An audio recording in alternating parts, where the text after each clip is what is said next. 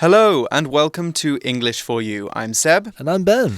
And today we are talking about some dangerous animals. Well, actually, we're talking about a dangerous animal. Ooh. We will get onto what dangerous animal in a minute. But Ben, what are some dangerous animals that you know? There are a lot of dangerous animals. Right, there are the cheetah, the lions. Yeah. Ooh. Some monkeys are kind of scary. They can be a little dangerous They as well. can. No, some monkeys are very dangerous. Yeah. You have to be very careful. Baboons, for example, yeah. are very, very dangerous monkeys. Moving out of monkeys, hippos are also quite dangerous. The hippos are dangerous. They are very dangerous. I've heard that I think hippos kill more people in Africa than most other animals. I don't know if they are the biggest killer, but they're very dangerous animals. They're very aggressive. Yeah. And also mosquitoes as well. That's another very dangerous animal because of the diseases they carry. You can get a lot of very bad diseases from mosquitoes. But today we're not talking about mosquitoes. We're not talking about hippos. We're not talking about cheetahs. We're talking about one much more interesting animal that you might not have heard of. It's called the Komodo dragon. Oh, wow. So let's get started. Reading.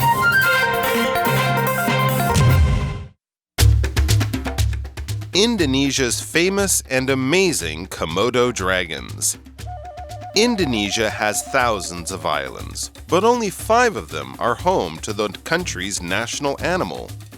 That animal, the Komodo dragon, is the world's largest living lizard. This strong and fierce predator can grow to as long as 3 meters. At that length, they can be the weight of 2 grown adults. It's easy to see how these rare creatures are seen as a living national treasure. Komodo dragons are most at home in forests, though they can also swim in the sea. They only need to eat once or twice a month because they swallow whole goats at a time. In addition to their strength, they have venom in their bite. The Komodos use it to weaken their prey before beginning to feed. Regardless of their power, the animals are threatened by the garbage and foreign foods left by tourists. The Indonesian government recently said that it would begin charging a significant fee to foreign visitors to enter the dragon's island home. The money will help protect the dragons from humans. Komodo dragons will only continue to impress us as long as people work to protect them. Okay, so our article for today is called Indonesia's Famous and Amazing Komodo Dragons, and they are pretty amazing. Our article begins like this. Indonesia has thousands of islands, but only 5 of them are home to the country's national animal. Now we see the phrase to be home to there. When a place is home to something, it has that thing or that thing is from there. So we could use this to talk about animals. We could say that Taiwan is home to many types of butterflies. You will find many types of butterflies in Taiwan. Or we could use the same phrase to talk about other things, that maybe something that doesn't live somewhere. We could say that New York is home to a very varied food culture. That is so true. Right. Yeah, there's Mexican food, Chinese food, every kind of food you can go find in New York. There's Chinese Chinatown there. And really, all sorts, There are, and also we saw a national animal there as well. Do you want to talk a bit about that? Yeah, actually, that animal, the Komodo dragon, is the world's largest living lizard. Wow, that sounds scary. The name Komodo dragon. Yeah. But let's take a look at lizard. Well, lizard is a type of reptile that has 4 legs. Now, a lizard has scales, tails, and thin, long tongues. Animals such as chameleons, geckos, iguanas, and Komodo dragons are different types of lizards. Now, there's also an older, as we go look back way in time, there are dinosaurs as well. Now, there's a lot of lizards that can come back, that come from the dinosaur age. They've been around for a very long time. And, well, most dinosaurs were very, very big, weren't they? And most lizards are not so big now. They're much smaller. But that is not true about the Komodo dragon. The article says this strong and fierce predator can grow to as long as 3 meters. Right, we saw the word fierce there. That's an adjective. And something that is fierce is very aggressive or scary. Normally we use fierce to describe monsters or dangerous animals. And the Komodo dragon is fierce because it is a powerful animal that people are scared of. Their bite can actually kill you. I don't know if you knew that. Oh, no, I did not know that, actually. I thought that's surprising. No, they are pretty dangerous. We'll get onto their bite in a minute. But there are some other words we can also use to describe a Komodo dragon or something that is very fierce. We could call a monster or a dragon ferocious, which is another word meaning scary or aggressive, so we could talk about a ferocious beast, or we could call something terrifying. And now something that is terrifying makes you terrified or really, really scared. So we could talk about a terrifying movie or a terrifying monster. Right, let's look at a quick example sentence for fierce now. The brave knight tried to fight off the fierce dragon, but it ate him. Wow, okay. So things didn't end too well there in that example sentence. Wow. No. But one more quick word from this sentence. We saw predator as well, which is a noun. And a predator is an animal that hunts and eats other animals. So lions, tigers are predators, but so are cats and owls. Anything that hunts, anything that eats other animals is a predator. Yeah, according to the article, too, at that length, they can be the weight of 2 grown adults. That is very big. And unfortunately, we do not see them on the streets. They are locked up, in the zoo or somewhere else. That would be tough. Yeah. Pretty worrying if we saw one coming down Hepingdonglu one day. Run away. Run for the hills. So the next line of the article is, it's easy to see how these rare creatures are seen as a living national treasure, right? Because they are so rare. Now, rare is actually our next vocab word. It's an adjective, and when something is rare, we don't see it a lot. So gold, for example, is a rare metal. It's hard to find, so it is very valuable as well. It's very rare, very valuable. And Komodo dragons, meanwhile, are rare because there aren't many of them left. So here's an example sentence for rare that you can use now. This style of house is very rare. You'll only find it in this village. Right, there are some places in the world where you can only see certain types of houses, certain buildings, and so these buildings must be very rare because they can only be found in certain places. Uncommon, yeah. So what's our next line in the article? Yeah, so according to the article, Komodo dragons are most at home in forests, though they can also swim in the sea. Wow, that is definitely interesting. They can be in the forest or in the sea. It's quite interesting. But they're most at home in forests, Exactly, most of the so they reside there more. Now, to be at home in, this means when we are at home in a place, we feel very comfortable there.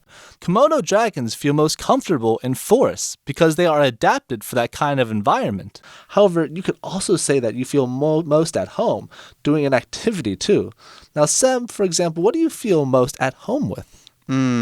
Well, I feel most at home normally, when I'm relaxing, watching TV. I feel like that's a very safe, relaxing, comfortable space, Watching Netflix, you don't really have to think too much about anything. Just relax and take it all in instead of putting in work. Yes, and I can be, more of an independent person, more of a kind of like to keep to myself kind of a person, more independent. So, I feel very at home when I'm doing things on my own, like watching Netflix. Yeah.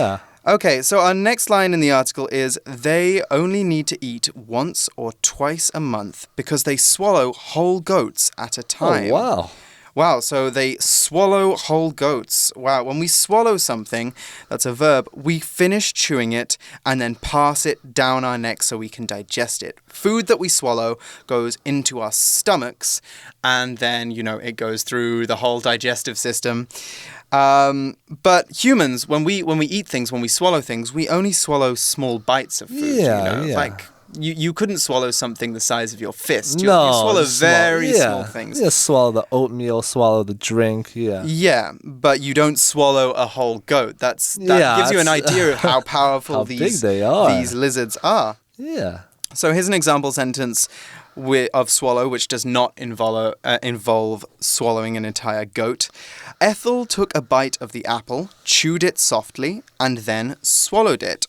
Right, chew actually in that example sentence is another eating word that we can use. When we chew, we move our mouth around so we can break some food down into smaller pieces so that we can swallow it. Yeah. Another similar word we could use, which is involved with eating and drinking, is gulp. And that is when we swallow large amounts of a liquid, normally at once. So you gulp down a drink because you're very thirsty. For example. Yeah. There's also sip. Just sip lightly, sip something. Let's sip a tea. Just a little bit. A little bit only, yeah.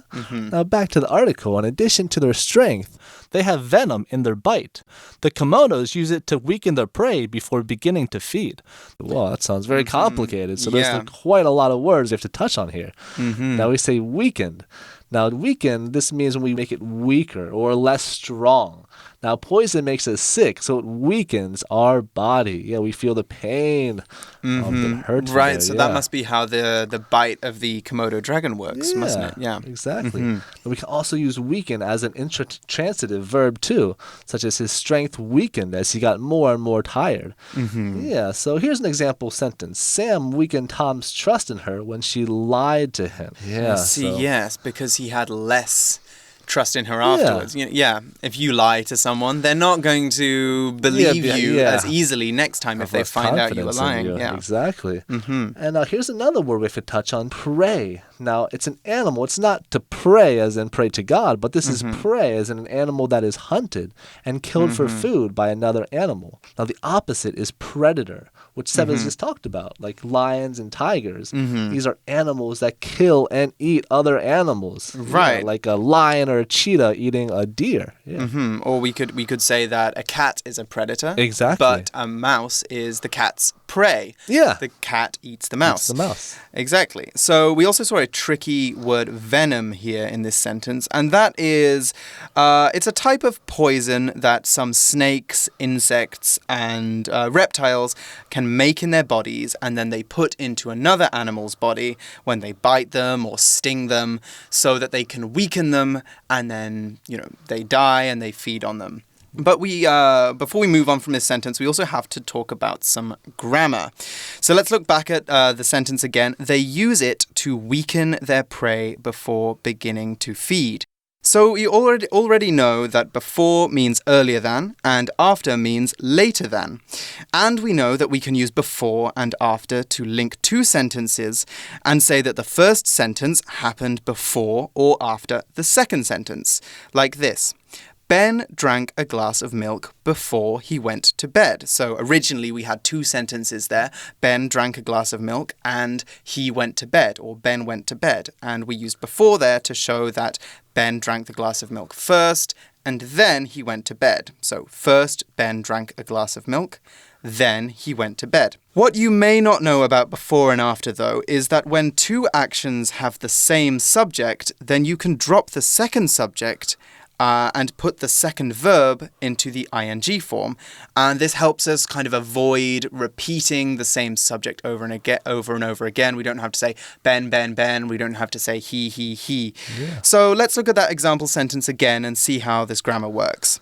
So we had our sentence, Ben drank a glass of milk before he went to bed.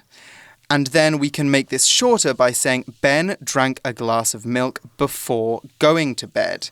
Because Ben both drank the glass of milk and he went to bed, we don't need to say Ben twice. So yes, this will help you avoid repetition in your writing and help you make more kind of creative, flowing sentences. So we've got our next line of the article now. And it says that regardless of their power, remember we're talking about the Komodo dragons, regardless of their power, the animals are threatened by the garbage and foreign foods left by tourists. Oh, that is true. We're kind of harming the dragon right there. Right. Yeah. So that brings us to regardless of, which we use regardless in a sentence with two elements when the second element is not affected by the first one. So it's regardless of A and B.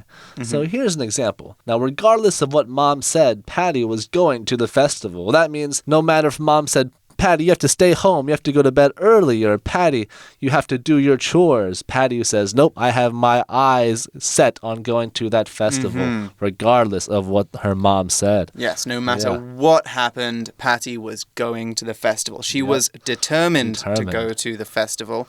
You guys might remember that vocab word determined from our Unit 6 article. Anyway, going on to the next line of the article, the Indonesian government recently said that it would begin charging a significant fee to foreign visitors to enter the dragon's island home. Oh, yeah, that does make sense. If you want to see the dragon, and don't throw too much garbage around. You have to actually respect the dragon and go see it. So this brings us to significant, which means when something is significant, it has a lot of meaning, or it is very important. It comes from the very signify, to point out a meaning.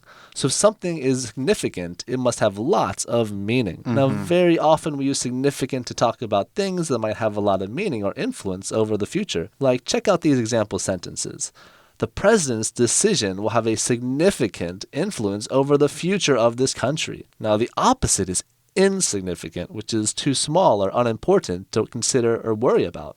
Right, okay. So they're trying to charge a significant fee, a larger fee, to stop too many foreign tourists from entering the Dragon's Home, which is actually called, I think, Komodo Island. That's why they're called the Komodo Dragons. Yeah.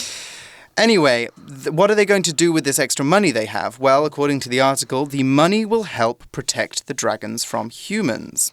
I see. Oh, well, yeah, that is good. That's exactly how it should be, really. Now, according to the article, Komodo dragons will only continue to impress us as long as people work to protect them, which is a good idea. Now, you might be wondering, what does impress mean? Now, impress means when we impress someone, we make them admire or respect us. Large animals like Komodo dragons, whales, and elephants can impress us with their size or physical traits. Now, that brings us to some grammar. When we impress someone with a, that means we use a to make them impressed. Just like this example sentence. For example, Fiona impressed the judges with her singing. Right. It was her singing was the thing that made them admire and respect her. Yes. So we also saw one last pocket phrase in this sentence. We saw as long as. And we use this phrase to say that A will happen so long as B continues to happen too. So we have two things, and the first thing will happen as long as the second thing is still happening. So Komodo dragons will impress us as long as people work to protect them. Why? Because if people don't work to protect them, then they might die out. And if there are no Komodo dragons, they can't impress us. So they can only impress us as long as we work to protect them. Here's another example, which I think is a little bit of a bitter-sounding sentence. I will let you live in my house as long as you agree to follow my rules. I'm saying you're welcome to stay in my house for as long as you like, but you have to do exactly what I say. As I command, Exactly. If you don't do what I say, you can't stay in my house. Okay, so we've reached the end of our article. Fascinating facts about the Komodo dragons, but we still have time for a For You chat question, so let's go through to that now.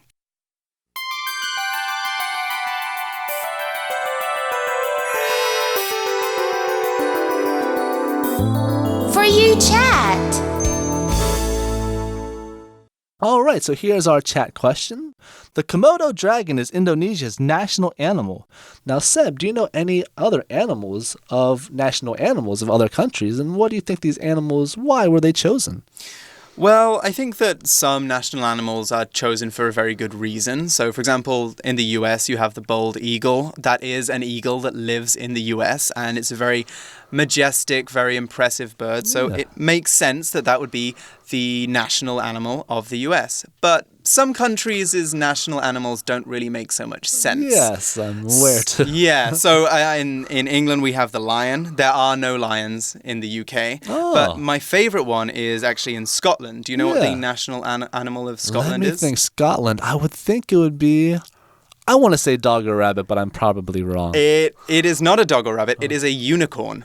No way. That is a the joke. national animal of Scotland is a unicorn. What's the history? How did they pick a unicorn? I have no idea where the unicorn came from, but if you look at a British passport, you will see that there is a lion and a unicorn on the front of it, and the unicorn is representing Scotland. So, you know, some national animals have real meaning. The Komodo dragon, the bald eagle. Others less so. I think it's just supposed to, you know, inspire a sense of pride in where you come from, basically. Country's pride, yeah. But I mean, I think Scotland has the best one, to be honest. That has to be the best one. I'm just going to ask you, is Australia's the kangaroo? I'm going to go out on a limb and say that it is. I feel like it should be. It probably is. I don't think it's going to be the polar bear. No. Anyway, so you guys can think a little bit now about what kind of national animals there are out there. Like, what is the national animal of China, for example? Yeah. What is the national animal of Canada? You guys can think about that for a minute, discuss it between yourselves. But for us, that's all the time that we have. So for English for You, I'm Seb. And I'm Ben. And we'll see you again next time. Bye-bye. Take care. Indonesia's famous and amazing Komodo dragons. Indonesia has thousands of islands, but only 5 of them are home to the country's national animal. That animal, the Komodo dragon, is the world's largest living lizard. This strong and fierce predator can grow to as long as 3 meters. At that length, they can be the weight of 2 grown adults. It's easy to see how these rare creatures are seen as a living national treasure.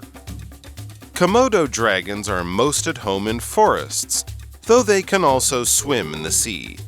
They only need to eat once or twice a month because they swallow whole goats at a time.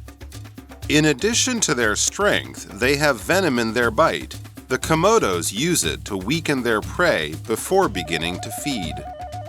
Regardless of their power, the animals are threatened by the garbage and foreign foods left by tourists. The Indonesian government recently said that it would begin charging a significant fee to foreign visitors to enter the dragon's island home. The money will help protect the dragons from humans. Komodo dragons will only continue to impress us as long as people work to protect them.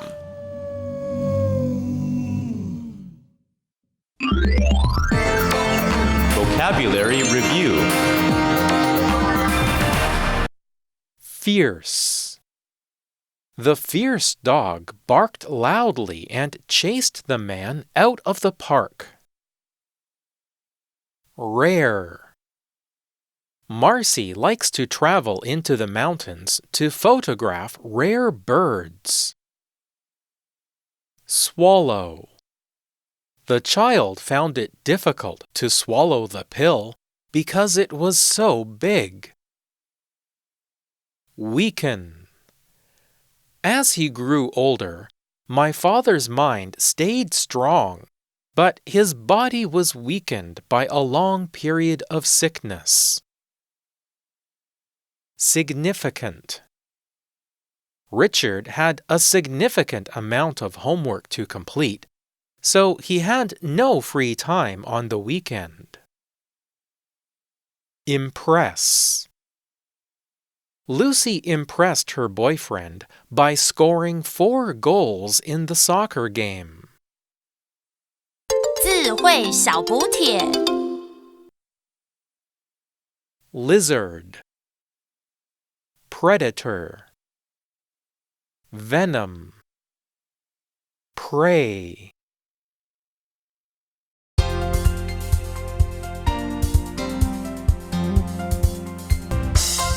以上节目是由活用空中美语制作，活用空中美语杂志，请洽询全国各大书店。如欲索取试听教材，请来电02-2364-4000 02-2364-4000，或上网查询，网址是 www.english4u.net www.english4u.net